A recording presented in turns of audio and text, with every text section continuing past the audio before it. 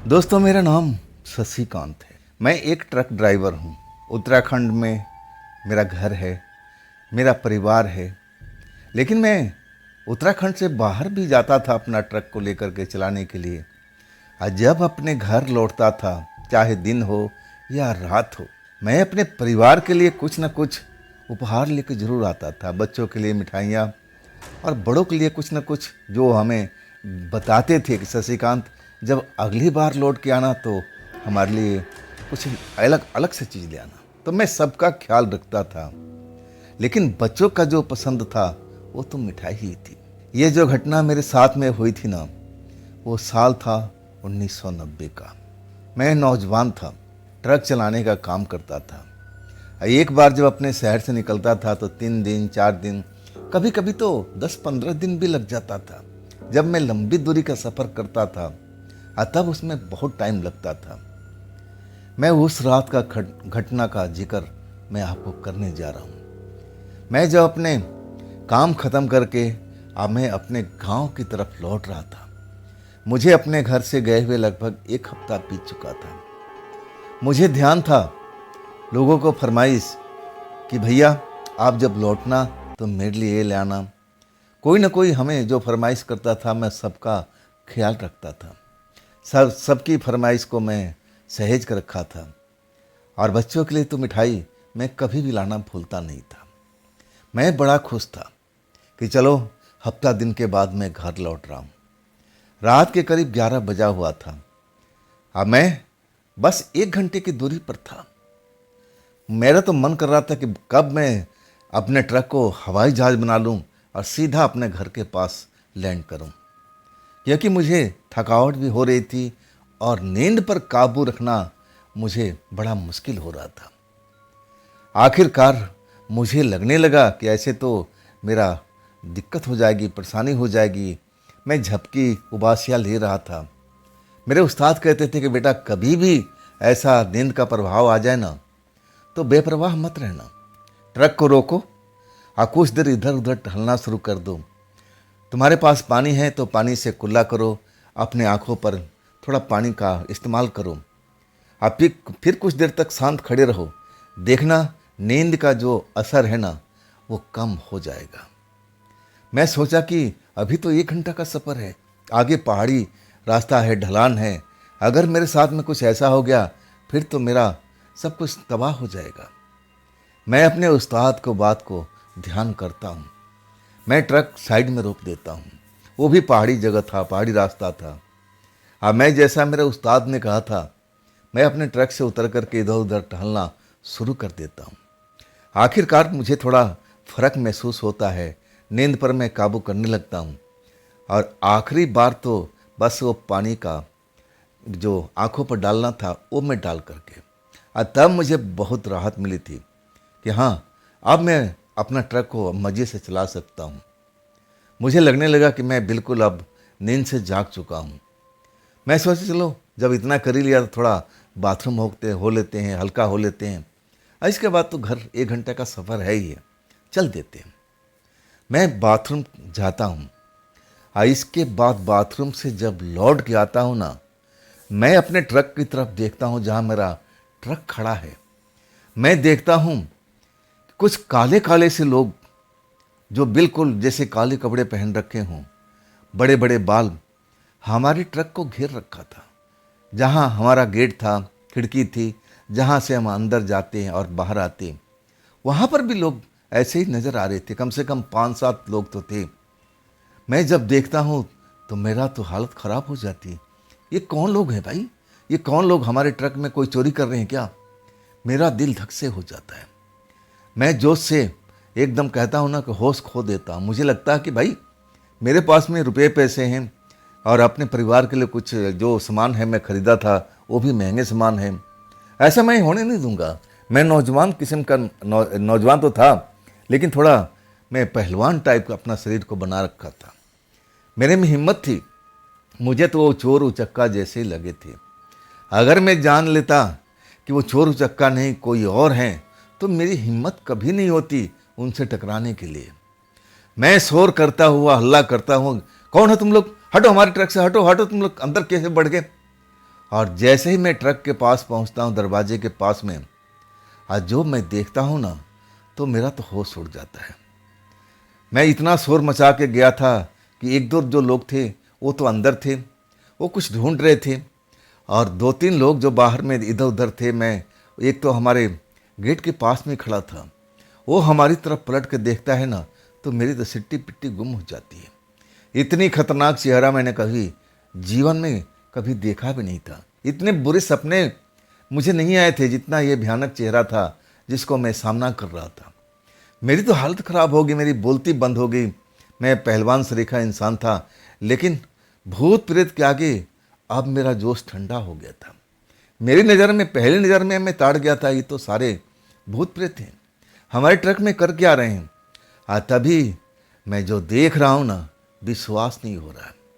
हमारे केबिन के अंदर में महंगे महंगे सामान थे, रुपया पैसा था, लेकिन उन लोगों ने कुछ नहीं छेड़ा।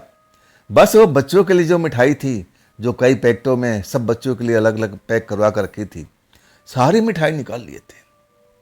इसके बाद मैं तो जैसे जैसे वहाँ पर जम सा गया था।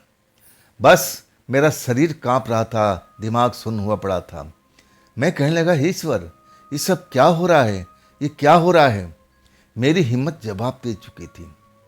वो लोग हमारे ट्रक से उतर गए, और इसके बाद हमारे बगल से कुछ लोग तो गुजर गए, लेकिन जो गेट पर खड़ा था, जो रखवाली जैसे कर रहा था, और जिसकी सबसे भयानक चेहरा था, वो मेरा हाथ को पकड़ लेता है। जब पकड़ता है ना, तो मुझे इतनी जोर का झटका जैसा महसूस होता है, जैसे बिजली का हाई करंट मेरे शरीर में पास कर गया हो। मैं कहूँ ना, उस टाइम मैं चीखना चिल्लाना शुरू कर देता हूँ। जैसे चीखना चिल्लाना शुरू करता हूँ, बाकी लोग तो चले गए थे, लेकिन ये जो था देखने में, मैं अंदाज़ा जो लगाया था ना, ये भी नौजवान जैसा ही दिख रहा था। लेकिन अगर इसकी शकल सूरत होती, कद काठी तो अच्छी थी, लेकिन शकल सूरत इतनी बेकार थी, जो एक बार देख ले तो चीख मार करके बेहोश ही हो जाए। कुछ हालत मेरा ऐसा ही था। मैं डरा हुआ था। जब वो करंट जैसा मेरे शरीर में महसूस होता है, तो मैं चिल्लाना शुरू कर देता हूँ। ऐसा लगता है कि पूरे शरीर में जैसे जलन सा हो रहा हो, मिर्ची सी महसूस हो रही हो। मैं चीखना चिल्लाना शुरू कर देता हूँ, मेरा हाथ छोड़ो, मेरा हाथ छोड़ो। बस मैं यही रट लगा रखा था। मेरी चीख में करुणा थी। मैं अब लोगों को जैसे आवाज़ दे रहा था, कोई हो तो मुझे बचाओ, मुझे बचाओ, इस विपदा से मुझे छुटकारा दिलाओ। इसके अलावा मैं कर क्या सकता था। लेकिन वो जिसने मेरा हाथ पकड़ रखा था, मैं उसको भूत ही तो कह सकता हूँ। भूत जैसा तो था ही, भूत जैसे उसके कारनामे थे, भूत जैसा उसका चेहरा था। बाकी तो उसके साथ ही चले गए थे, मिठाई का डब्बा वगैरह सब लेके चले गए थे। ना जाने उसने मेरा हाथ क्यों पकड़ लिया था, मेरे साथ में क्या करना चाहता था। उसके इरादे मुझे सही नहीं दिख रहे थे। शायद वो मेरे साथ में कोई भयानक खेल खेलने वाला था। मैं चीख रहा था, चिल्ला रहा था। मुझे तो लग रहा था कि उस जगह पर अब मेरा कोई मदद करने को आएगा। रोड पूरा तरह से सुनसान हो चुका था। वहाँ से बस्ती जो थी नीचे में बहुत दूरी पर थी। वहाँ तक तो मेरी शायद ही आवाज़ पहुँची रात के टाइम में। मैं कांप गया था। मुझे लगने लगा कि मैं अपने परिवार से मिल नहीं पाऊंगा। मेरा सफ़र यहीं पर ख़त्म होता है। मैं तो समझ लिया था कि अब मेरा जीवन का ख़त्म यहीं इसी जगह पर हो जाएगा। लेकिन तभी एक कड़कती हुई आवाज़ और मिश्री से भरी हुई आवाज़ मुझे अपने पीठ के पीछे से सुनाई देती है। छोड़ो इनको, छोड़ो इनको, मैं कह रहा हूँ ना, तुम छोड़ो इनको। मैं तुम्हें मना किया था ना, तुम्हारे पूरी लोगों को, कि इस एरिया में तुम लोग कभी मत आना। तुम्हारी हिम्मत कैसी हुई, तुम्हारी जुर्रत कैसी हुई इस एरिया में आकर के लोगों को परेशान करना।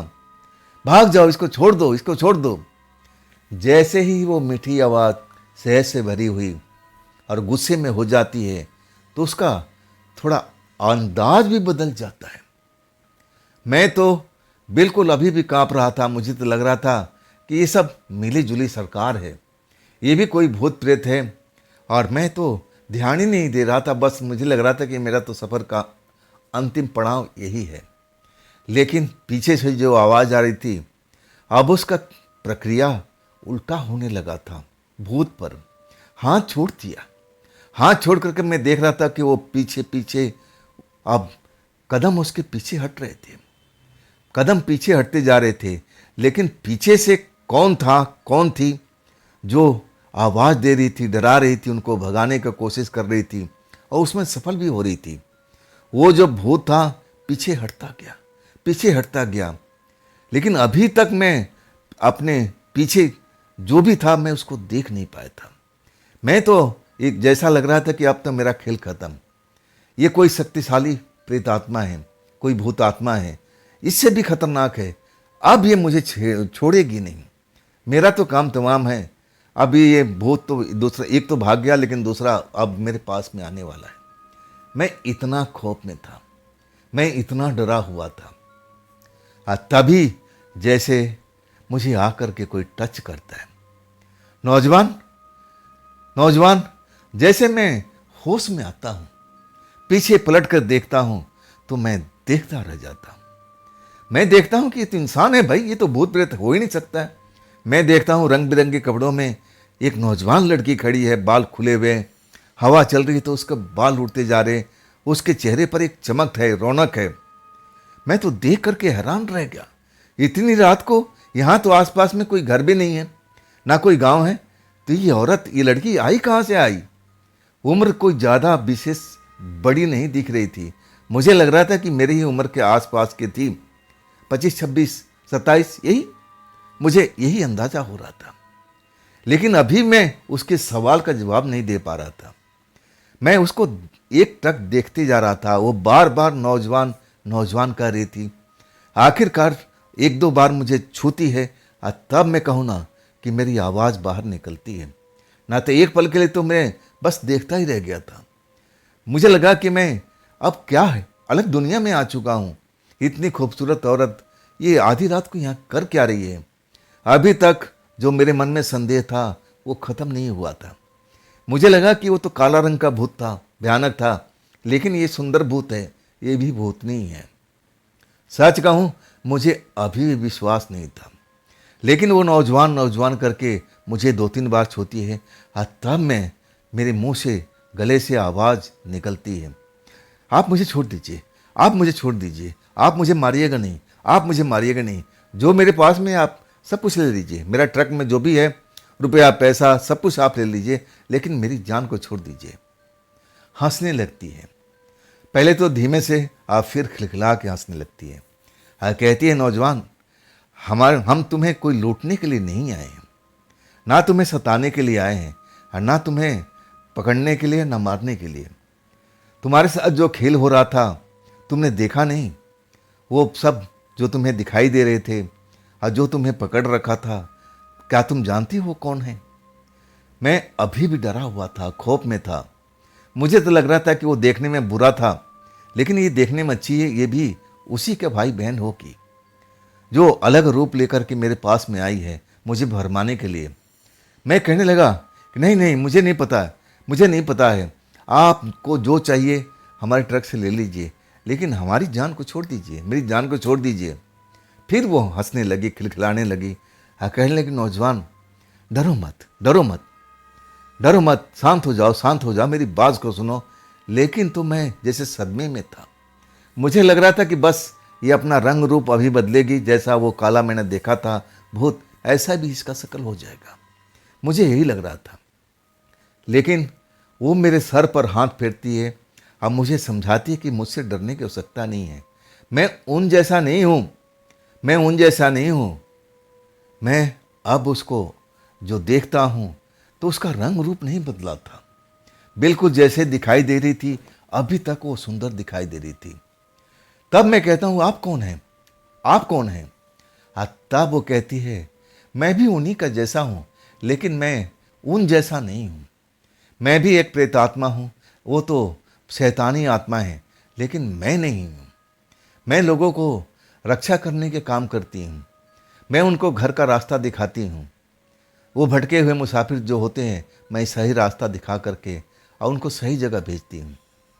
तुम अब हमारी शरण में हो, तुम अब हमारी शरण में हो, तुम डरो मत, वो लोग तुम्हें छू भी नहीं पाएंगे, वो लोग तुम्हें छू भी नहीं पाएंगे। सच कहूँ ना, मैं उस लड़की को देख करके बिल्कुल अभी भी विश्वास नहीं कर रहा था।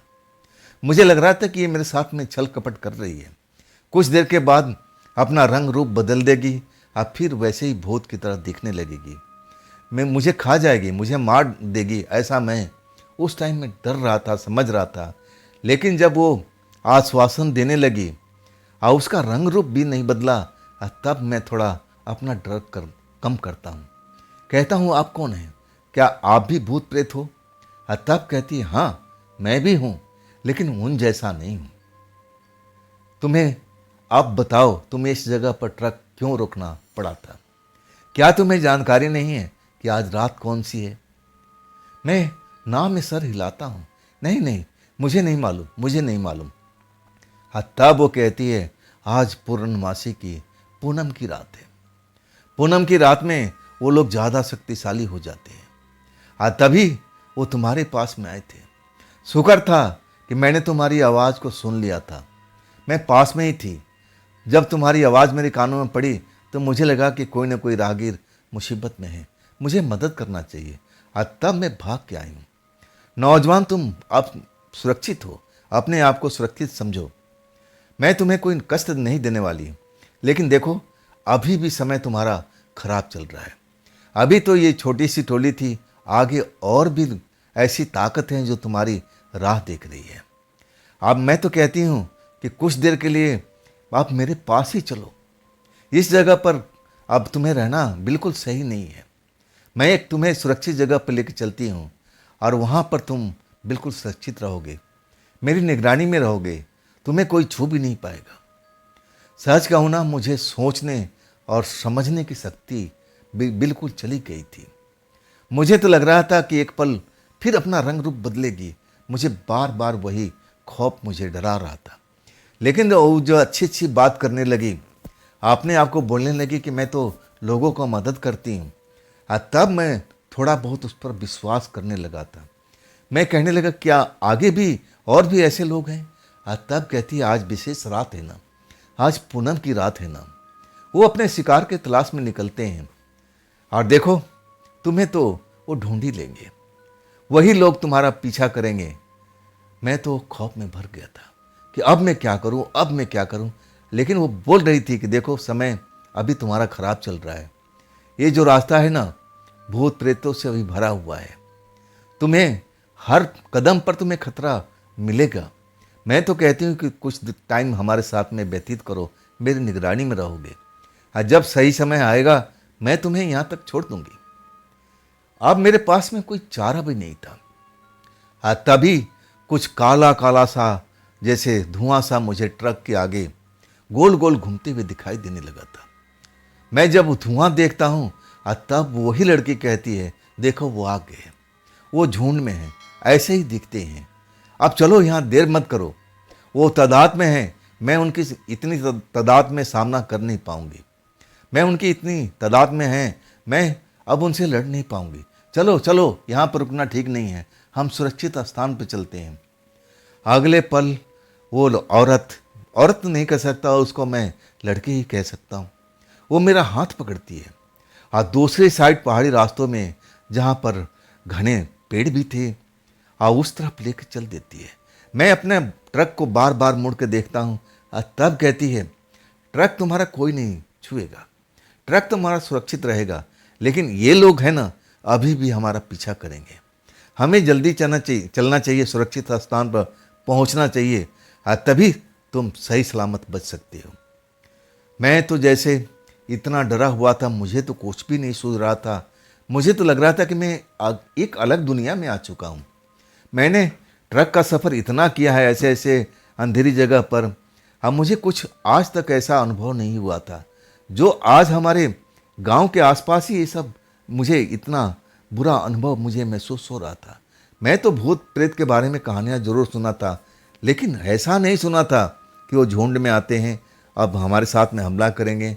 मुझे इन चीज़ों पर तनिक भी विश्वास नहीं था। मुझे लगता था कि किससे कहानियाँ तक ये रहने वाले लोग हैं, ये वास्तविक जीवन में कभी नज़र नहीं आती, क्योंकि मैंने देखा नहीं था ना पहले, अब विश्वास भी इसीलिए नहीं था। वो औरत मुझे लेके चल रही थी, मैं बार बार औरत कहता हूँ, भटक जाता हूँ, माफ़ कीजिएगा, वो मैं उसको लड़की कह सकता हूँ। हाथ पकड़ करके पीछे मुड़ रही थी, मैं भी देख रहा था। वो जो काला काला जैसे घूम रहा था ना, अब वो लड़की कह रही थी कि इसके अंदर में बहुत सारे हैं, ये बहुत संख्या में ये ज़्यादा हैं, हमें जल्दी चलना चाहिए था। मैं तो कई बार चलते चलते गिर भी चुका था, तब उसने मुझे सहारा देकर उठाया। कहने लगे नौजवान चलना है, जल्दी चलो तभी तुम बच पाओगे। मेरा क्या है, मुझे तो छू नहीं पाएंगे, लेकिन दिक्कत परेशानी तुम्हें आएगी। आखिरकार मैं भी नौजवान था, मैं भी जोश में आ जाता हूँ। जब जान पर किसी को आती है ना, तब वो भागना शुरू कर देता है। मैं भी भागना शुरू कर देता हूँ। अब जैसे ही वो लड़की देखती है कि मैं भाग रहा हूँ तो मुस्कुरा देती है, वो भी तेज तेज दौड़ने लगती है, एक हिरनी के समान अब वो कूदने लगती है। मैं भी उसका जैसे पीछा कर रहा हूँ और मैं उस साथ साथ दौड़ते हुए आखिरकार जंगल के अंदर में हम पहुँच जाते हैं। और तब मैं देखता हूँ कि एक जगह पर मुझे रोशनी नज़र आ रही है। रोशनी देखते देखते जब हम रोशनी के पास पहुँचते हैं तो मैं देखता हूँ एक पुराना सा घर जैसे दिखता है, एक कमरों का घर, पुराना बिल्कुल, लकड़ी के दरवाजे नक्काशीदार बने हुए हैं। देखने में लगता है कि बहुत जमाना का ये घर बना हुआ है। ऐसे नक्काशी के दरवाजे अब कहाँ मिलते हैं। हम दोनों उस दरवाजे के पास में खड़े हो जाते हैं। तब लड़की एक बार पीछे मुड़ के देखती है, कहती है हम लोग बच गए, हम जगह पर आ गए, हम सुरक्षित जगह पर आ गए, अब वो लोग इस जगह पर नहीं आ पाएंगे, हम अंदर चलते हैं, आराम करते हैं। सही कहूँ ना, मैं बार बार पीछे मुड़ के देख रहा था, लड़की के बात पर विश्वास नहीं कर रहा था। विश्वास करने का मन तो कर रहा था, लेकिन अब ऐसा मेरे साथ में सब कुछ घटा था तो मैं किस पर विश्वास करूं, किस पर नहीं करूं, मेरे लिए यही समस्या थी। मैं देख लेता हूं कि वो सब नज़र नहीं आ रहे, तब हम दोनों दरवाजे के अंदर प्रवेश करते हैं। अंदर से जो कमरा सा दिख रहा था, पुराना घर सा दिख रहा था, जैसे ही हम अंदर दाखिल होते ना तो मेरी तो आंखें फैल जाती है। मैं तो देखता हूं कि उस दरवाजे के पीछे पूरा जैसे बहुत सारे कमरे बने हुए हैं, बड़े बड़े कमरे हैं। अब जैसे उसमें कीमती सामान सब रखे हुए हैं, जैसे रेशम का सामान जैसे पुराने ज़माने का होता था, वैसे मुझे सब कुछ नज़र आ रहा है।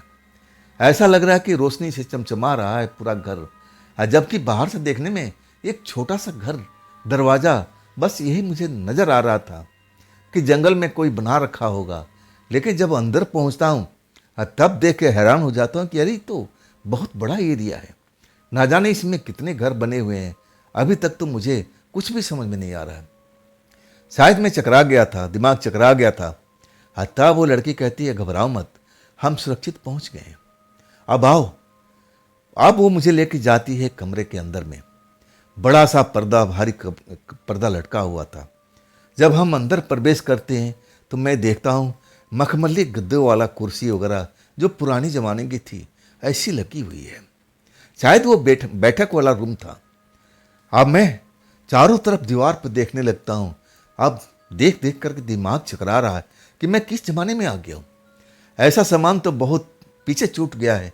अब ये ऐसा सामान म्यूजियम में कभी अब दिखाई पड़ता है, लेकिन वास्तव में ऐसा सामान किसी इंसान के पास में है नहीं। सामान पुराना था लेकिन बहुत कीमती था, बेशकीमती मैं कह सकता हूँ, कीमती नहीं बेशकीमती था। मुझे एक कुर्सी पर बैठने की इशारा करती है। अब पास में कुर्सी एक और थी, उस पर खुद बैठ जाती है। वहाँ पर टेबल पर अब जग था, वो भी चांदी की तरह चमकता हुआ, उसमें जल भरा हुआ था। वहाँ पर जैसे सुनहले रंग के ग्लास थे, जैसे लग रहा था कि सोने चांदी से बने हुए हैं। उसमें से वो जल निकाल करके ग्लास में डालती है, दोनों ग्लास में, और एक गिलास खुद अपने हाथ में लेती है, दूसरा गिलास मुझे पकड़ा देती। नौजवान पियो पियो, तुम्हारा जो डर है ना अब वो कम हो जाएगा, शरीर में एक ताजगी सी महसूस करोगे। आप खुद भी पीने लगती है। मैं तो हिचक रहा था कि भाई ये मैं कौन से ज़माने में आ गया हूँ, अब मेरा क्या होगा। कहीं ऐसा तो नहीं कि आसमान से गिरा तो खजूर में अटका, कहीं ये कहावत मुझ पर कहीं फिट ना बैठ जाए। मैं संकोच कर रहा था उस जल को पीने में, लेकिन वो लड़की आराम से उसके घूंट भर रही थी। जब मैं उसकी तरफ देखता हूँ तो आंखों से इशारा करती है कि मतलब पियो ना, पियो ना, कुछ नहीं है इसमें, बेहतरीन चीज़ है। आखिरकार मैं जब घूंट लेता हूँ तब उसमें जो स्वाद मुझे महसूस होता है अलग ही था। वो शुद्ध पानी तो हो ही नहीं सकता, उसमें कुछ ना कुछ तो ऐसा मिला हुआ था जिसकी जायका बहुत ही शानदार थी। देखने में पानी की तरह लग रहा था, लेकिन उसमें ऐसा लग रहा था कि वो कोई शरबत है, कोई जड़ी बूटी का शरबत बनाया हुआ है, और उसका स्वाद बहुत ही बेहतरीन था। एक घूंट भरते ही जैसे शरीर में ऐसा लगने लगा था कि जो मेरा शरीर, दिल की धड़कन ज़्यादा तेज दौड़ रही थी और डर के मारे वो जैसे काबू में आने लगी हो। मैं जल्दी से अब उसको घूंट घूंट पीने लगता हूँ। आखिरकार जब गिलास खत्म होता है, तब मेरे शरीर में कुछ अलग ही अनुभव होने लगता है। मुझे लगता है कि मैं तो अब कहीं हल्का हो गया हूँ। ऐसा लगता हूँ कि मेरे शरीर में वजन नहीं है, जैसे मैं हवा में उड़ सकता हूँ। ऐसा मेरा शरीर लगने लगा था एक पल के लिए। मैं उस लड़की की तरफ देखता हूँ जो वो भी अपना गिलास खत्म कर दिया था और गिलास टेबल पर रख दिया था। मैं वैसा ही करता हूँ, लेकिन मेरे हाथ से गिलास छिटक जाता है। ऐसा लगता है कि मेरे हाथ में वो मजबूती नहीं है जो होना चाहिए। मैं उस गिलास तक को संभाल नहीं पाता हूँ। ऐसा लगता है कि कहीं मैं हल्का हो गया, कहीं हवा में न उड़ जाऊं। मैं तो डर गया था। तभी वो लड़की खिलखिला के हंसने लगती है और कहती है, ये खास शरबत है, जब पहली बार कोई पीता है ना तो उसको ऐसा ही महसूस होता है कि उसके शरीर से जान निकल गई हो। ऐसा लगता है कि बिल्कुल हवा के माफिक हो गया हो, हल्का हो गया। ये घबराओ मत, ये अपना असर दिखा रहा है। कुछ देर के बाद तुम बिल्कुल नॉर्मल अवस्था में आ जाओगे, तुम्हारे शरीर में ताकत भी भरपूर हो जाएगी। तुम बैठो, मैं कुछ ही देर में आ रही हूँ। अब फिर वो भारी पर्दा उठाती है, बाहर निकल जाती है। मैं उसको जाते हुए देखता हूँ। अब उसको जाते हुए देख करके मेरा दिमाग अब सोचने लगता है कि मैं हूँ कहाँ पर। ये अपने आप को कुछ बता रही थी, लेकिन मैं सही ढंग से सुन नहीं पाया था। उस टाइम मेरा दिमाग सही ढंग से काम नहीं कर रहा था। चलो आने दो, क्या आएगी भी हो। मुझे कभी तो ऐसा लगने लगा था कि कहीं मैं अब कोई जाल में तो नहीं फंस रहा हूँ। मैं अब वही कहावत हो गई ना था कि मैं आसमान से गिरा खजूर पर अटका। कहीं वो कहावत मुझ पर बिल्कुल फिट तो नहीं बैठ रही है। मैं उठना चाह रहा था, ऐसा लग रहा था कि शरीर में बिल्कुल जान नहीं है। अगर मैं ज़्यादा जोर लगाऊंगा तो कहीं हवा में न उठ जाऊं। मैं घबराया हुआ था, लेकिन अगले पल पर्दा हिलता है। अब फिर वही लड़की आ जाती है वापस। उसके हाथ में जैसे कोई चमकती हुई थाली थी। थाली में कुछ जैसे मिठाई जैसा कुछ था, लेके आती है और जैसे मुझे देखती है घबराया हुआ, कहती, अरे अरे बिल्कुल बैठे रहो, शांत हो जाओ, कुछ देर की बात है। देखो, ये सब पहली बार होता है। जब तुम ये जल को धारण करते हो ना, पीते हो ना, तो अब ऐसा होता है। लेकिन अब कुछ देर के बाद है, देखना तुम सही हो जाओगे, घबराओ मत। लो ये खा लो, इसमें तुम्हारी ताकत और बढ़ जाएगी। मैं तो जल पी करके मेरे साथ में ऐसा कुछ मैं अनुभव कर रहा था, अगर ये मिठाई खा लूं तो ना जाने मेरे साथ में क्या हो।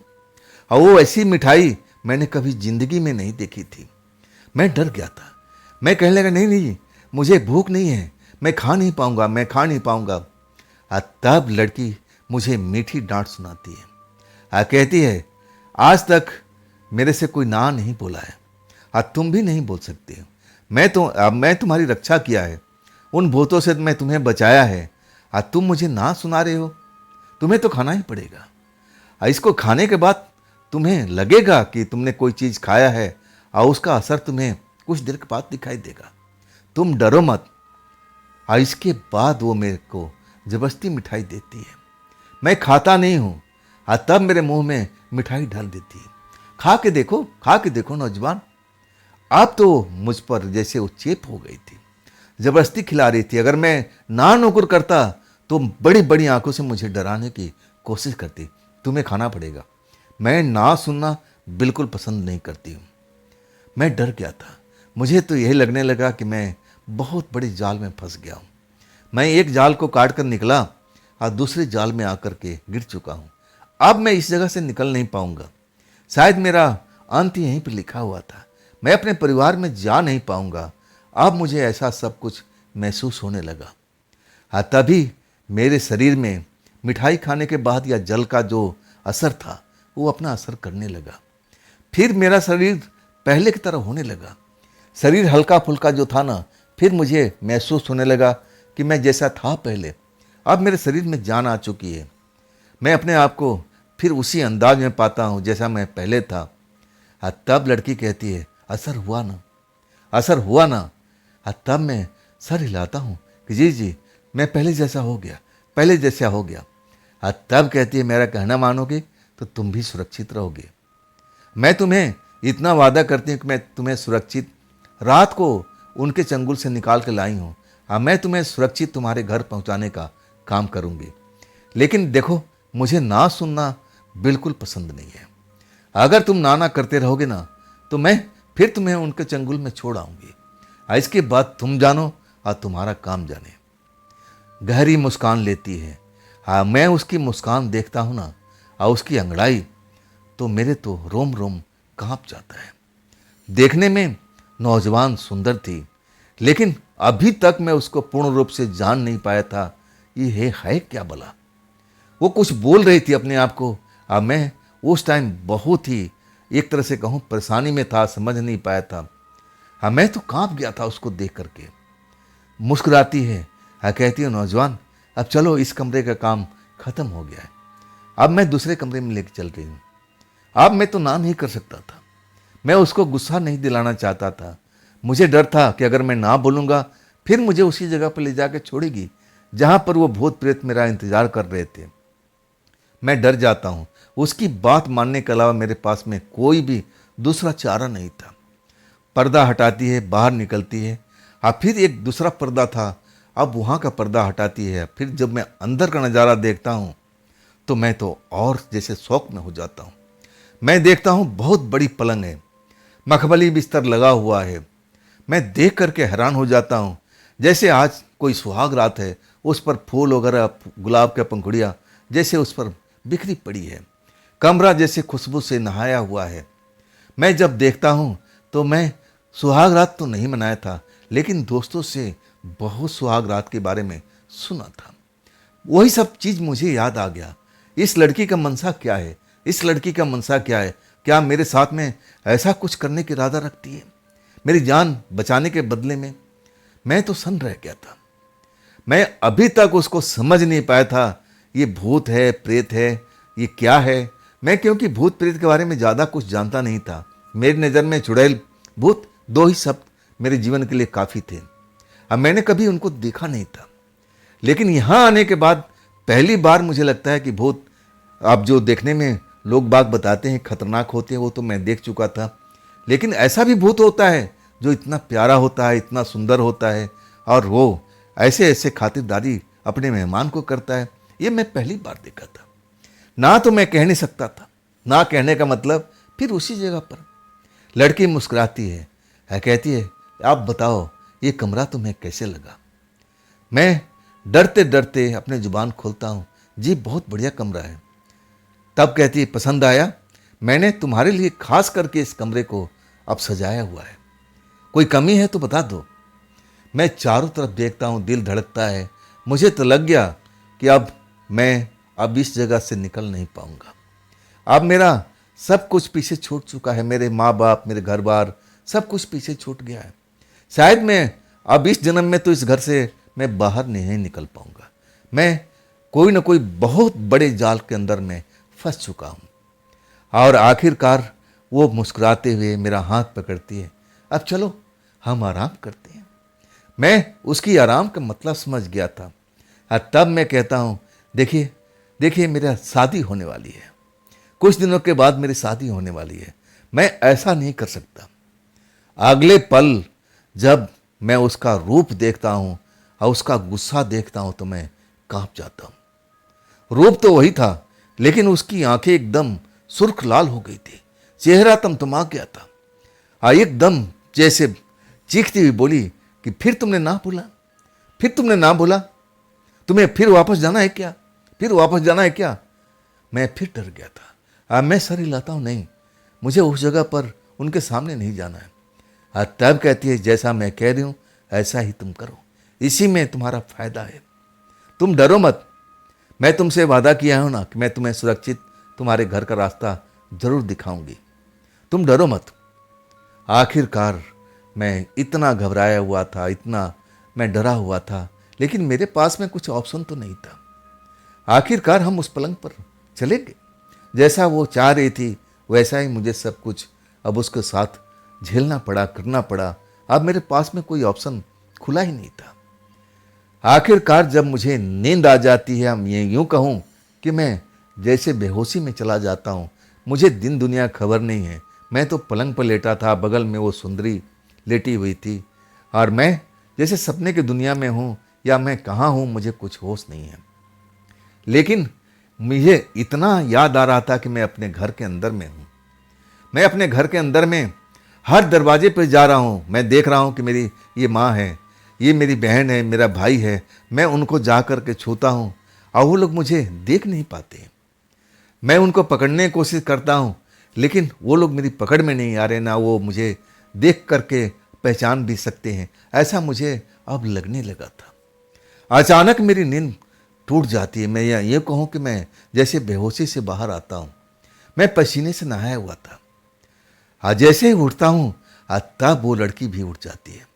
क्या हुआ नौजवान, क्या हुआ नौजवान? तब मैं कहता हूँ एक मैंने बुरा सपना देखा था। क्या सपना देखा, जल्दी बताओ। तब मैं कहता हूँ कि मैं एक ऐसे रूप में गया था अपने घर में जहाँ पर मैं तो सबको देख रहा था, लेकिन वो मेरे परिवार के लोग मुझे देख नहीं पा रहे थे। मैं उनको पकड़ने की कोशिश कर रहा था, लेकिन मैं उनको छू नहीं पाता था। तब वो कहती है ये सब तुम्हारे साथ में होने वाला था। अगर मैं उस जगह पर नहीं पहुंचती ना, तो शायद तुम अपने घर पर जाते इसी रूप में, जिस रूप में तुमने अभी अपने आप को देखा था। तुम अपने माँ को जा कर के बोलते कि माँ मैं आ गया हूँ, लेकिन माँ तुम्हारी आवाज़ नहीं सुनेगी। तो अपने भाई बहन पिता किसी को भी छूते, उनको छू भी नहीं सकते थे, ना वो आवाज़ उन तक पहुँच सकती थी। ये सब तुम्हारे साथ में होने वाला था, लेकिन मैंने इसको रोक दिया। जैसे ही बोलती है ना, मैं तो पसीने से दोबारा नहा जाता हूँ। कहता हूँ कि देखिए अब तो लग रहा है कि मैंने अब यहाँ पर आपके साथ आराम कर लिया, तो क्या आप मुझे उस जगह पर छोड़ देंगी? तब मुस्कुराती कहती है नौजवान अभी वक्त नहीं आया है, अभी तुम्हें आराम करना चाहिए। जब वक्त आएगा मैं खुद तुम्हें उस जगह पर पहुंचा दूंगी। तुम बिल्कुल मुझ पर विश्वास कर सकते हो। अभी आराम कर लो, अभी आराम कर लो। जैसे ही वक्त होगा मैं खुद तुम्हें लेके चलूंगी। वो वक्त कब आएगा मुझे कुछ भी समझ में नहीं आ रहा था। मैं डरा हुआ था। मुझे अपने माँ बाप का चेहरा याद आ रहा था, अपने भाई बहन का चेहरा याद आ रहा था। क्या ये जो मैंने अभी ख्वाब देखा, या वास्तव में मैं एक आत्मा बन चुका था? मैं खुद अपने माँ के पास पहुँच चुका था। क्या ये मेरे साथ में होने वाला तो नहीं है? मैं सच कहूँ ना, मैं उस सुंदरी के बगल में लेटा हुआ था। जो अच्छे अच्छे नौजवान अब कल्पना कर सकते हैं कि काश ऐसी कोई सुंदरी मिल जाए जिसके साथ मुझे रात बिताने का मौका मिल जाए। और वो मौका मेरे को मिला हुआ था, लेकिन मैं दहशत में था। उस क्षण का आनंद बिल्कुल मैं नहीं उठा पा रहा था। मुझे तो लग रहा था कि सुंदरी से मुझे पीछा जितना जल्दी छूट जाए उतना ही मेरे लिए सही होगा। लेकिन उस सुंदरी का कहना था कि नहीं, अभी वक्त नहीं आया, जैसे वक्त आएगा मैं तुम्हें अब उस जगह पहुंचा दूंगी, तुम बेफिक्र रहो। फिर कुछ देर के बाद मुझे नींद आ जाती है। जब मुझे कोई जगा रहा होता है तब मैं अपनी आँख खोलती हूँ। तब मैं देखती हूँ कि वही सुंदरी है, अब मुझे उठा रही है। चलो वक्त हो गया है, वक्त हो गया है, अब देर नहीं करना चाहिए, चलो आओ। मैं तो जैसे खुश हो गया था। ऐसा लगा कि ये मेरा कोई अच्छा सपना है और ये ख़त्म शायद होगा कि नहीं होगा मुझे पता नहीं है। लेकिन जब अपने आप को मैं देखता हूँ सही सलामत कि मैं बिल्कुल ठीक हूँ, और वही लड़की सुंदरी जो बिल्कुल सुंदर दिख रही थी, वो मुझे कह रही थी कि चलो वक्त आ गया, मैं तुम्हें छोड़ कर आती हूँ। और आखिरकार हम उस बड़े कमरे से निकलते हैं, पर्दा हटता है और इसके बाद हम पुराने दरवाजे पर पहुँच जाते हैं जहाँ से हम एंट्री किए थे। वो दरवाज़ा खुलता है और फिर हम दोनों के दोनों बाहर निकल जाते हैं। आगे आगे लड़की जा रही है, पीछे पीछे मैं चल रहा हूँ। आज जब मैं पलट कर देखता हूँ तो देख करके सन्न रह जाता हूँ। वो दरवाज़ा एकदम गायब हो चुका था, वो घर गायब हो चुका था। मैं तो कहूँ 1 मिनट के मैं रुक गया था। जैसे रुकता हूँ वो सुंदरी मेरी तरफ पलट के देखती है, क्या हो गया, क्यों रुक गए, अब चलो भी। तब मैं पीछे की साइड में इशारा करता हूँ, वो घर कहाँ गया, वो घर कहाँ गया।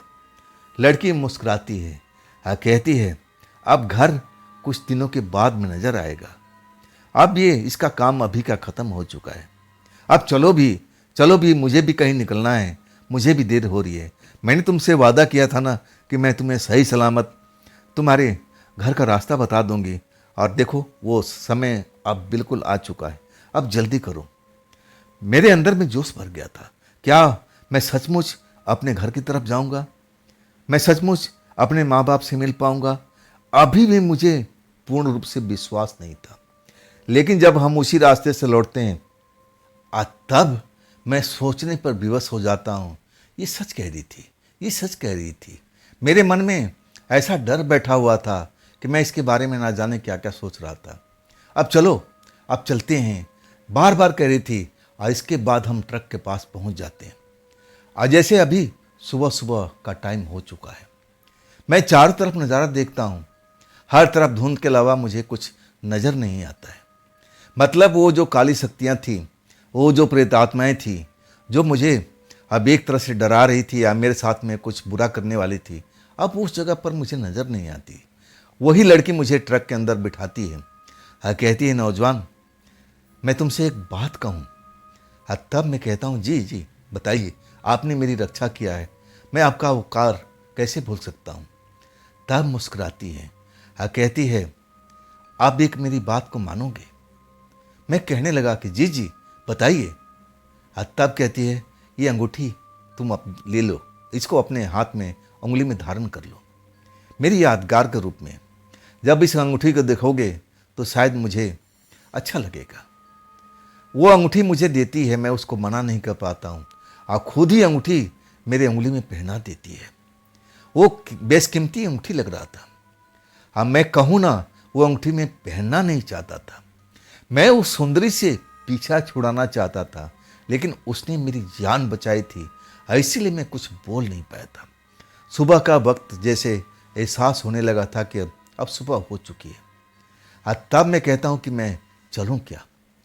तब वो मुस्कुराती है, कहती है, नौजवान अगर मेरी याद आए ना, तुम इसी जगह पर आ जाना, इसी जगह पर मैं तुम्हें मिल जाऊंगी, लेकिन जब भी आना ये अंगूठी को निकालना मत, अंगूठी पहन के आना, तब मैं तुम्हें जान पाऊंगी तुम इस जगह पर आ गए हो। इसके बाद वो मुस्कुराती है, कहती है, जाओ भी, मुझे भी कहीं निकलना है। मैं पूछता हूँ, मैं कहता हूँ, तनिक रुकिए, तनिक रुकिए। तब वो ठिठक के रुकती है, कहती है, अब क्या रह गया। तब मैं कहता हूँ, आप हैं कौन, आप हैं कौन, आप भी कोई भूत प्रेत हैं या फिर भूत प्रेत जैसी कोई अलग चीज़ है। तब कहती है कि मैंने तुम्हें कई बार बताया, मैं भूत प्रेत जैसे ही कोई चीज़ हूँ, लेकिन इनसे अलग हूँ, इनकी तरह नहीं हूँ मैं। और मैं कहूँ ना कि मैं कुछ और सवाल पूछना चाहता था, लेकिन वो रुकी नहीं। कहने लगी, मुझे देर हो रही है, मुझे कहीं टाइम पर पहुँचना है, तुम जाओ, लेकिन जब भी आना ना, ये अंगूठी साथ में रखना, पहन के आना, तब मैं तुम्हें ढूंढ लूँगी। मैं कई पल उस अंगूठी को देखता रहा। देखने में वो बेशकीमती जैसी लग रही थी, लेकिन कुछ ही देर के बाद मुझे लगने लगा कि ये बेशकीमती नहीं, साधारण सी, अब जैसे बाजार में मिल जाती है अंगूठी कुछ रुपए में, ऐसा मुझे नज़र आने लगी थी। लेकिन अब रास्ता साफ था, मैं उस जगह पर अब रुकना भी नहीं चाहता था। मैं अपने सामान को देखता हूँ, जो भी अपने परिवार के लिए कपड़े लत्ते, कुछ जो भी चीज़ मंगाए थे, वो तो सही सलामत था, लेकिन बच्चों के लिए जितने मिठाई के डब्बे थे ना, उसमें से एक भी डब्बा मेरे केबिन के अंदर में नहीं था। मतलब वो भूत प्रेत मुझे पकड़ नहीं पाए, लेकिन वो मिठाई तो जरूर निकाल कर ले गए थे। मिठाई पूरा खाली हो चुका था, डब्बा ही गायब था। मैं फिर झुरझुरी लेता हूँ, पूरा शरीर कांप जाता। अगर मैं उनको हाथ लग जाता तो वो मिठाई समझकर मुझे खा लेते। मैं ट्रक स्टार्ट करता हूँ, फिर मैं किस लिए रुकना, चल देता हूँ। जब 1 घंटे का सफ़र मेरा पूरा होता है, तब सुबह हो चुकी थी। मैं जब अपने घर का दरवाज़ा खटखटाता हूँ तो सबसे पहले मेरे पिताजी जागते हैं, दरवाज़ा खोलते हैं और देखते हैं, मुस्कुराने लगते हैं। अरे बेटा, सुबह सुबह रात भर तुम लग रहा है कि ट्रक चलाते आए हो, सोए नहीं लग रहा है।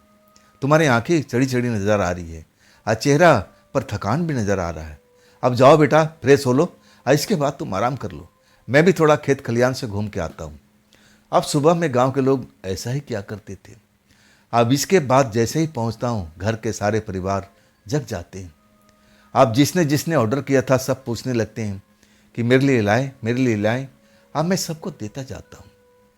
जब मैं माँ के पास पहुँचता हूँ, माँ तो कभी मांगते नहीं थी, लेकिन मैं उनके लिए ज़रूरत की चीज़ें हमेशा कुछ न कुछ लेके आता था। जब भी उनसे पूछता था कि माँ आप कुछ क्यों नहीं बताती हो कि आपको क्या ज़रूरत है, और तब कहती है जब तू मेरे सामने खड़ा है तो मुझे किस चीज़ की ज़रूरत आन पड़ी है। मैं उनकी बात को समझ नहीं पाता था और तब मुझे लगता था कि माँ शायद शुरू से लेकर अभी तक ऐसा ही बात करती आई है। उसका मैं जो अर्थ ना कभी समझ नहीं पाता था, लेकिन आज मैं समझने लगा था कि माँ से बहुमूल्य चीज़ कोई है ही नहीं है। और जब उसका बेटा जवान हो जाता है तो माँ की शक्ति बढ़ जाती है। वो कोई चीज़ चाहती नहीं है, बस चाहती है कि उसका बेटा उसकी आंखों के सामने रहे। बस उसकी चिंता अपने बेटे में हमेशा लगी रहती है कि बेटा कब आएगा, भाई बाहर कमाने गया है, कब उसके सामने आएगा, खाना खाया नहीं खाया, रास्ते में सोया नहीं सोया। वो चिंता के मारे रात भर सो नहीं पाती है जब तक उसका बेटा सामने नहीं आता। मैं आज उस अर्थ को समझ चुका था। मैं उस रात को घटना को कभी भूल नहीं पाया था। जैसे मैं आत्मा बन करके इस घर में आ चुका था। मैं अपने माँ को छू रहा था, माँ मुझे देख नहीं पा रही थी। और तब मुझे वो पल याद आ जाता है, मेरे आंखों से आंसू निकल आता है। और तब मेरी माँ झट से आंसू पोंछती है, कहती तू रो क्यों रहा बेटा, क्यों रो रहा है। मैं कहता हूँ नहीं माँ, बस ऐसे ही। और तभी अब परिवार के लोग और लोग भी, बच्चे भी जागते हैं, भैया भैया जो भी, मेरे मिठाई कहाँ, मिठाई कहाँ है। और तब मैं अब झूठ बोलता हूँ। मैं उस घटना के बारे में अपने परिवार में किसी को बताना नहीं चाहता। अगर मैं बता देता तो लोग दहशत में भर जाते, लोग घबरा जाते हैं। और सबसे घबराने वाली मेरी माँ थी। मैं शांत हो जाता हूँ, बच्चों को कहता हूँ देखो रात ज़्यादा हो गई, दुकान बंद हो गई थी, मैं पास वाला हलवाई की दुकान है ना, मैं उससे लेके आऊँगा, तुम लोग चिंता क्यों कर रहे हो, अब थोड़ा टाइम तो दो। बच्चे मान गए थे। जब भी मैं टूर करके आता था, लंबी टूर, इसके बाद टूर का मतलब अपना काम धंधा, ट्रक चलाने का काम, और मैं कोई नौकरी थोड़ी करता था, तो मैं 2-3 दिन जरूर आराम करता था और इसके बाद मैं निकलता था काम पर। अब मैं ये थकान जो मेरे साथ में हुई थी, इतना बड़ा सब मेरे साथ में खेल हुआ था, मैं भी अंदर अंदर से घबरा गया था। मैं जब अकेले में बैठता था ना, तो उसी लड़की का चेहरा मेरे दिमाग में नाचता रहता था, जैसे वो मुझे बुला रही हो। कई बार मुझे एहसास होता कि मेरे सामने में खड़ी हो, उसका मुस्कुराता हुआ चेहरा कि कब आओगी नौजवान, कब आओगी नौजवान। मैं 3 दिन रात में अपने घर पर रुका था। आज जब मैं रात में सोता था ना, तो सपना जैसे ऐसे आता था कि मैं उसी स्थान पर हूँ। मैं ट्रक पर नहीं, पैदल ही मुझे अपने आप को मुझे नज़र आता था कि मैं उसी स्थान पर आया हूँ। और वो लड़की जैसे मुझे चारों तरफ से आवाज़ लगा रही, नौजवान मैं इधर में हूँ, इधर हूँ। मैं हर तरफ ध्यान देता था कि तुम किधर हो, तभी मेरी नींद खुल जाती थी। कभी कभी तो मैं उसके घर तक पहुँच जाता था सपने में। वही पलंग, बड़ा सा पलंग, सजा सजाया सुहाग रात वाला बेड, मुझे सब कुछ दिखाई देता था। मैं उस पलंग के पास जाकर खड़ा हो जाता था, लेकिन वो लड़की मुझे नज़र नहीं आती थी। उसकी आवाज़ सुनाई देती थी कि मैं अभी आ रही हूँ, तुम बैठो बैठो। 3 दिन अलग अलग किस्म का मुझे सपना आता है। और इसके बाद मैं जहन में अब बुरे बुरे ख्याल आने लगते हैं कि अब मेरे साथ में कुछ बुरा तो नहीं होगा, बुरा तो नहीं होगा। मैं अपने दोस्तों को भी नहीं बता पाया था। मेरे जो दोस्त थे ना, अब मेरे बहुत करीबी थे, मैं कभी उनसे कुछ छिपाता नहीं था। लेकिन इस घटना को अपने परिवार को नहीं बताया तो अपने दोस्तों को क्यों बताऊंगा। मैं ऐसा कुछ नहीं करता हूँ। मैं अपने दोस्त के बीच बैठा रहता हूँ, उदास में रहता हूँ, वही सब बातें सोचते रहता हूँ। और तभी एक दोस्त कहता है, अरे अरे ये अंगूठी कैसी है, ये अंगूठी कैसी है शशिकांत कहते, अंगूठी कैसी है, तू तो अंगूठी पहनता नहीं था। और तब मैं कहता हूँ, अरे अरे अरे, ये साधारण सी अंगूठी है, बाजार में मिल गई थी, सस्ते दामों तो मैंने ले लिया। तब वही दोस्त कहता है कि ला मुझे दे दे, अगर सस्ते दाम मिली है ना तो एक और ले लेना, ये अंगूठी मुझे अच्छी लगने लगी। वो जबरदस्ती मेरे उंगली से अंगूठी निकालने की कोशिश करने लगा, लेकिन अंगूठी निकलती नहीं है। मुझे दर्द होने लगता है, इतना टाइट पकड़ कर लिया था, जैसे मुझे दर्द होने लगा। अरे नहीं, रहने दे भाई, ये निकल नहीं पाएगी, ना जाने कैसे टाइट हो गई है।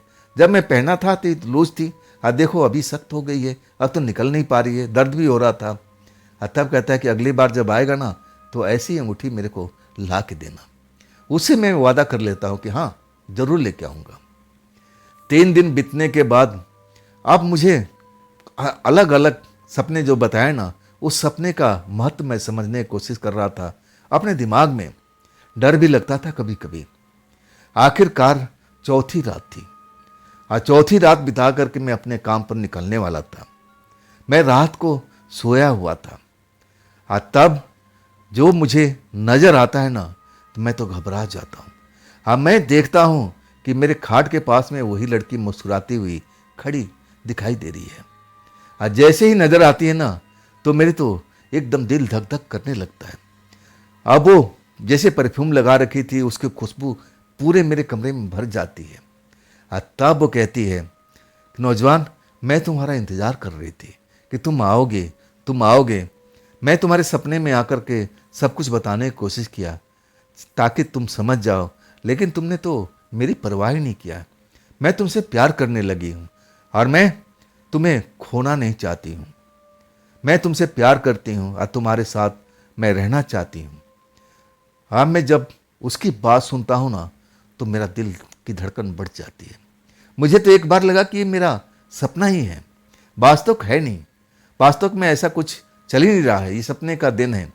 मैं आंखें मलता हूँ, लेकिन आंखें मलने के बाद भी वो मेरे सामने खड़ी हुई मुस्कुराती हुई नजर आती है ना तो मेरा हालत ख़राब हो जाती है। मुझे टाइम भी नहीं देती, मौका भी नहीं देती है। फिर मुझे जैसे अपने बाहों में घेर लेती है। कहती है तुम मुझे, अब ना जाने क्या क्या बात उस टाइम बोली थी, मुझे तो विशेष ध्यान भी नहीं था, लेकिन इतना मैं समझ पाया था कि वो कह रही थी कि मैं तुम्हारे बगैर अच्छा नहीं लगता है। मैंने तुम्हारे सपने में आकर के तुम्हें बताया भी, तुम्हें समझाया भी कि तुम उस जगह पर आ जाओ, लेकिन तुम नहीं आए। तुम मुझे भी अब हार मान करके आना पड़ा। वो रात सपनों की तरह बीती थी। आज जैसे ही सुबह मेरी माँ आवाज़ लगाने लगती कि बेटा सुबह हो चुकी है, तुझे काम पर निकलना था ना, काम पर निकलना था ना। तब जैसे मेरी नींद खुलती है। मैं अपने को देखता हूँ, मैं कभी भी नंगा नहीं सोता था, कभी भी शरीर पर मैं कपड़ा खोलता नहीं था, मैं ऐसा ही व्यक्ति था। लेकिन जब देखता हूँ कि मेरे शरीर पर कोई वस्त्र नहीं है, वो रात वाली सीन मुझे याद आ जाती है तो मैं घबरा जाता हूँ। माँ दरवाजे पर आप खड़ी आवाज़ लगा रही थी, मैं माँ को आवाज़ देता हूँ कि माँ बस कुछ मिनट में मैं आ रहा हूँ, दरवाज़ा खोल रहा हूँ। माँ चली जाती है। मैं घबरा जाता हूँ, कपड़े पहनता हूँ, दरवाज़ा खोलता हूँ। इसके बाद माँ के पास पहुँचता हूँ। शरीर में थकावट मुझे महसूस होती है। तब माँ कहती है कि क्या बेटा जाना नहीं है, अगर तबीयत ठीक नहीं तो मत जा, कभी बाद में चला जाना, ये तो अपना काम है। माँ ऐसा ही करती थी। वो ज़्यादा से ज़्यादा चाहती थी कि मेरा बेटा मेरे आँख के सामने में रहे। लेकिन जब मेरा चेहरा देखती है तो कहती है बेटा तेरा चेहरा पीला पड़ा हुआ है, ऐसा लग रहा है कि तू रात भर बुखार से तपा है क्या, तेरी तबीयत सही नहीं बेटा। तब मैं कहता हूँ माँ तबीयत तो कुछ सही नहीं लग रहा है, शरीर भारी भारी सा लग रहा है, ना जाने मुझे क्या हुआ। अब मैं कैसे अपनी माँ से बताऊँ ये सब बातें। ये बात बताने लायक माँ से और परिवार में थोड़ी होती है। जब मैं दोस्तों से नहीं बता पाया तो अपने परिवार से क्या खाक बताऊँगा। लेकिन इतना ज़रूर इशारा करता हूँ कि मेरी तबीयत ठीक नहीं है, पूरा शरीर भारी भारी बुखार जैसा महसूस हो रहा है। तब माँ की नज़र उस अंगूठी पे पड़ती है। पहली बार जब उस अंगूठी को देखती है, कहती है बेटा ये क्या है, ये क्या है, तू तो अंगूठी पहनता नहीं था। मैं कहता हूँ माँ ये अंगूठी बाज़ार में ले लिया था, पसंद आ गई। तब कहती है कोई बात नहीं है, कोई बात नहीं है, मैं तो इसको वैद्य जी के पास में लेके चलूँगी। हमारे गांव में एक वैद्य जी रहा करते थे, वो दवाई भी और जड़ी बूटी का सब कुछ दिया करते थे। माँ मुझे लेके जाती है। वैद्य जी जो थे ना, वो जैसे दवाई भी देते थे, लेकिन तंत्र मंत्र का जानकार भी थे, बूढ़े इंसान थे। और उनकी जो पुरानी आंखें थी मरीज को देख कर के भाप जाती थी कि इसको दवा की जरूरत है या दुआ की जरूरत है। दोनों चीज किया करते थे, दवा देने का काम और दुआ करने का काम। तंत्र मंत्र के जानकार भी थे। जैसे अपने माँ के साथ वैद्य जी के पास हम पहुँचते हैं, वैद्य जी किसी काम में व्यस्त थे, दवाई बना रहे थे। कुछ टाइम जरूर लगा था, लेकिन जब हम वहाँ पर बैठ जाते हैं और इसके बाद वैद्य जी आते हैं हाथ साफ करते हुए और कहते हैं अब बताओ बेटा क्या तकलीफ है तुम्हें। जैसे ही मेरी तरफ देखते हैं घुर करके, अब मैं कुछ बोलना चाहता था और तभी कहते हैं बस शांत रहो, मैं समझ गया तुम्हें कौन सी दवा की जरूरत है, मैं जान चुका हूँ। और तब मेरी माँ को कहते हैं कि माता जी कुछ देर के लिए थोड़ा अब बाहर हवा पानी खा के आइए, मुझे बच्चे से अकेले में कुछ पूछना है, आपके आगे बताने में हिचकेगा। माँ इशारा समझ गई थी, चली गई उठ करके, बार बार मुझे मुड़ मुड़ के देखती हुई जा रही थी। आज जब माँ बाहर निकल जाती है तब वैद्य जी कहते हैं बेटा जी ये अंगूठी उसी ने दिया था। मैं अब कहूँ ना तो जैसे मुझे बिजली का 440 वोल्ट का झटका लगा था। अब मैं कहने लगा किसकी बात कर रहे हो वैद्य जी, आप किसकी बात कर रहे हो। तब वैद्य जी मुस्कुराते हैं और कहते हैं जिसके साथ रात बिताई है, याद नहीं है क्या। मैं अब अपने आप को रोक नहीं पाया। मुझे लगा कि वैद्य जी तो जैसे मेरे शरीर का एक्सरे कर लिया है, सब कुछ जान चुके हैं, अब इनसे क्या छुपाना। और इसके बाद मैं रोने लगता हूँ। तब कहते हैं अरे नौजवान, अरे तुम तो साहसी बनो ना, ये बच्चों के माफिक क्यों रो रहे हो। चिंता मत करो, तुम सही जगह पर आ गए हो, अब तुम्हें घबराने की जरूरत नहीं है। जरा ये अंगूठी बाहर निकाल के दो। तब मैं कहता हूँ कि वैद्य जी अंगूठी तो फंस चुकी है, ये निकल नहीं पा रही। मेरे दोस्त ने मुझसे मांगा था, मैं देना भी चाह रहा था, निकल नहीं पाई। तब कहते हैं भाई कोई गिफ्ट में दिया है, आसानी से तुम किसी और को कैसे दे सकते हैं, लेकिन चिंता मत करो, ये अंगूठी मैं जरूर निकालूंगा। वो अंगूठी पकड़ करके कुछ मंत्र बुनाने लगते हैं। और इसके बाद जो उंगली में मेरी अंगूठी फंसी हुई थी, जो निकलने का नाम नहीं ले रही थी, आराम से निकल जाती है। और जैसे ही वैद्य जी के हाथ में अंगूठी आती है, मैं हैरानी से देखने लगता हूँ ये कैसे वैद्य जी ने ऐसे निकाल लिया। वैद्य जी कहते हैं मैं सब कुछ समझ गया हूँ बेटा, तुम्हें बताने की जरूरत नहीं है। मैं कुछ दवाई भी देता हूँ और कुछ झाड़ फूँक भी करूँगा, थोड़ा सा समय लगेगा, मैं अभी अंदर जा रहा हूँ, करीब 10 मिनट बैठे रहना। अगर तुम्हारी इस बीच में माँ है ना तो माँ को समझा के थोड़ा बाहर ही भेज देना। वास्तव में वैद्य जी के जाने के बाद माँ अंदर आ जाती है। तब कहती है क्या हुआ वैद्य जी कहाँ हैं। तब मैं कहता हूँ दवाई बना रहे हैं और उन्होंने बोला है कि आप थोड़ा बाहर ही घूम लो। माँ अब मुझे घूरने लगती है, क्या मतलब। मैं कहता हूँ मुझे नहीं पता, वैद्य जी कहें कि माँ आए तो बता देना, बाहर थोड़ा घूम फिर लें। माँ अब समझने की कोशिश करती लेकिन समझ में नहीं आता है तो बाहर चली जाती है। कुछ ही देर में वैद्य जी आते हैं। कहते हैं कुछ पुड़िया देते हैं। कहते हैं बेटा जब रात को तुम अपने बिस्तर पर सो ना, इस पुड़िया में कुछ ऐसी चीज़ें हैं जिसका आप टीका लगा कर अपने सर पर टीका लगा लो। इसके बाद जो भी उसमें बचे अपने सीने पर, अपने बाजू पर, आप पीठ पर, मतलब अपने अंग पर लगा लेना, उसको फेंकना नहीं। और देखना 3 दिन जरूर लगेगा और 3 दिन में तुम बिल्कुल स्वस्थ हो जाओगे। मैं पूछता हूँ अंगूठी, तब कहते चाहिए क्या। मैं मना कर देता हूँ नहीं जी। कहते हैं जिसकी अंगूठी है हम उसको वापस कर देंगे, चिंता मत करो। अंगूठी इसीलिए तुम्हें दिया गया था ताकि तुम उसके प्यार में पड़े रहो। तुम मेरी बात को समझ गए ना, तुम समझदार व्यक्ति हो। तब मैं हाँ में सर हिलाता हूँ। इसके बाद कहते हैं तुम्हारी माँ बाहर इंतजार कर रही है, जाओ बेटा, अगर बताना चाहो तो बता सकते हो, अगर नहीं बताना है तो बोल देना, वैद्य जी ने अच्छी दवाई दे दिया है और सब कुछ सही हो गया है। वही बात मैं अपनी माँ को बोलता हूँ। मैं माँ को अब उसको उलझन में डालना नहीं चाहता था, परेशान करना नहीं चाहता था। और मैं 3 रात तक ऐसा ही किया था, उस पुड़िया को तिलक लगाया था, जो भी उसमें मटेरियल बचा था अपने सीने पर, बाजू पर, अब लगा लेता हूँ।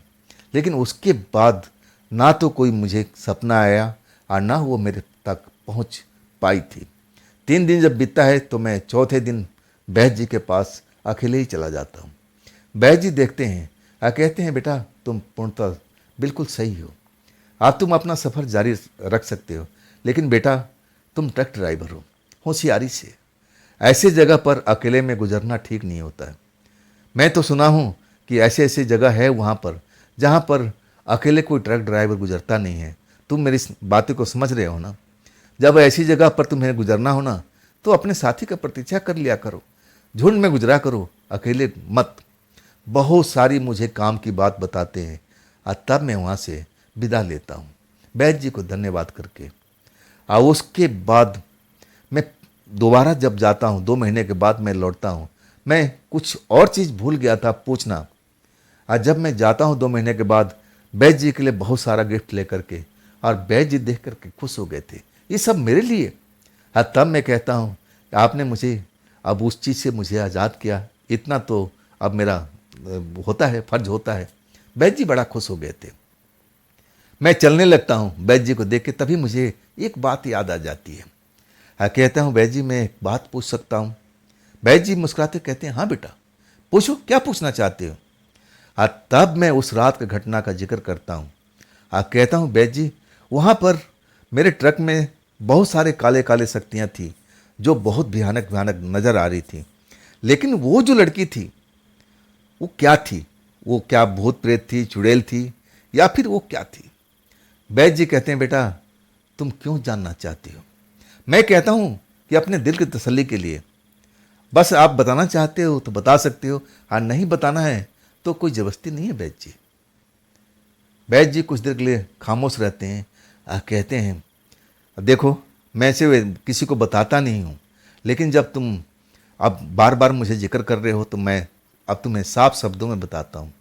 वो भूत प्रेत तो नहीं है, लेकिन भूत प्रेत जैसी ही थी जैसे उसने बताया था, बिल्कुल सही बताया था। वह एक जिन्नात परिवार की लड़की थी। अब तुम मेरी बात को समझ गए, जिन जिन्नात के बारे में जानते हो। तब मैं कहता हूँ नहीं बाबा जी, मुझे उनके बारे में कुछ भी जानकारी नहीं है। तब कहते हैं कि जानने की ज़रूरत भी नहीं है, जितना हो सके उनसे दूर रहने में ही भलाई है। अब तुम जा सकती हो। सही कहूँ ना, अब मैं उसके बारे में सोचता है कि ये सब होता क्या है। अब मैं जब घर पहुँचता हूँ, इसके बाद मेरे मन में ख्याल आता है, मैं उसके बारे में जब किताबों में अध्ययन करता हूँ, किताबों ऐसा कुछ लेता हूँ कि मैं इनके बारे में जान पाऊँ। आज जब उनकी शक्तियाँ मैं जानता हूँ तो हैरान हो जाता हूँ। मैं घबरा जाता हूँ कि मैं एक जिन परिवार के घर में गया हुआ था, आज जहाँ पर वो सुंदर लड़की जिनी थी, उसके अंदर में अपार शक्ति थी, वो चाहे तो कुछ भी कर सकती थी। तभी तो वो कड़कती आवाज़ में सारे वो जो भूत प्रेत थे उनको भगा दिया था, और डर से भाग गए थे। उसमें इतनी ताकत थी, वो कुछ भी कर सकती थी, तभी तो हमारे घर तक वो पहुंच गई थी, जो काफ़ी वहाँ से दूरी पर था। सच कहूँ ना, उसके बाद में मैं कभी अकेले रात को सफ़र नहीं करता था। मैं किसी ढाबे पर रुक जाता था, किसी पेट्रोल पंप पर रुक जाता था, और जब कोई ट्रक वाला आता था, जब हम कैनवाई में चलते थे, तब मैं ट्रक गुजरने का साहस रखता था। तो दोस्तों ये थी शशिकांत जी की भेजी हुई अपनी आप बीती। कैसी लगी आपको कमेंट में ज़रूर बताइएगा। दोस्तों ये भी चैनल आप ही का है, तो इसको भी अपना प्यार दीजिए, लाइक कीजिए, सब्सक्राइब कीजिए, शेयर कीजिए अपने दोस्तों को, और हाइप वाले बटन को ज़रूर दबाइएगा। अगर आपके पास में अपनी कोई ऐसी आप बीती है जो मुझ तक पहुंचाना चाहते हो, तो आप बेधड़क होकर के अपनी आप बीती, अपनी कहानी को आप मुझे शेयर कर सकते हो, मेरे इंस्टाग्राम पर, मेरी मेल आईडी पर, मेरे व्हाट्सएप नंबर पर। तो दोस्तों फिर मिलते हैं कल की रात इसी चैनल पर, इसी टाइम। आप लोग अपना ख्याल रखिएगा। नमस्कार।